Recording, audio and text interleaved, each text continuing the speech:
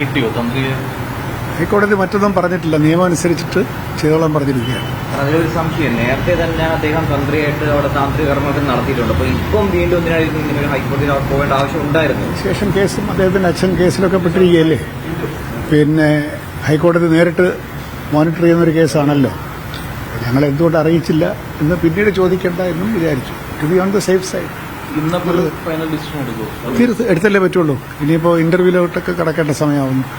തരത്തിലുള്ള എതിർപ്പോലും ഇവിടുന്ന് വന്നാൽ എന്ത് ചെയ്യും?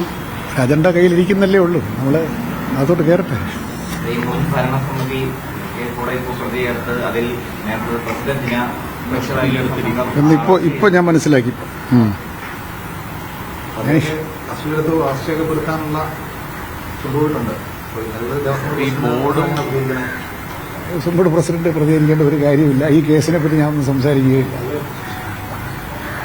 ഈ അറസ്റ്റോടെ ദേവസ്വം ബോർഡിന് ഒരു സംശയ നിലയിൽ നിൽക്കുക ആ ഒരു സാഹചര്യത്തിലല്ലേ? ദേവസ്വം ബോർഡ് എന്ന് പറഞ്ഞാൽ ബോർഡ് എന്ന് പറയുന്ന 3 അംഗങ്ങളുടെ മേലോ അത് സ്ഥാപനത്തിന്റെ മേലോ? സമയത്ത് അങ്ങ് പറഞ്ഞിരുന്നു ദേവസ്വം ബോർഡിനകത്ത് അല്ലെങ്കിൽ ശബരിമല വിശ്വാസികൾക്ക് പോലും വിശ്വാസം നഷ്ടപ്പെട്ട സമയമുണ്ടെന്ന്. അപ്പോൾ ഈ മുൻ ദേവസ്വം ബോർഡ് പ്രസിഡന്റ് അറസ്റ്റിലാകുമ്പോൾ സ്വാഭാവികമായിട്ടും വിശ്വാസം വീണ്ടും നഷ്ടപ്പെടുകയല്ലേ. അതിനോട് അപ്പോൾ അതുകൊണ്ട് ഞങ്ങളുടെ ഉത്തരവാദിത്വം കുറച്ചുകൂടെ കൂടും.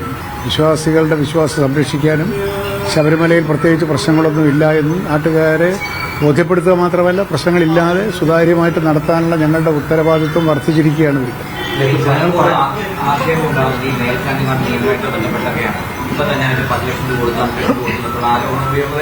ലിസ്റ്റിൽ ആരാ ശമ്പളം പോലെ കൊടുക്കുന്ന രീതിയിലേക്ക് ഒരു കാര്യങ്ങൾ കൊണ്ടുവരാൻ ഉദ്ദേശിക്കുന്നു? അതിപ്പോ നമ്മളിപ്പോ ചർച്ച ചെയ്യേണ്ട വിഷയങ്ങളല്ല.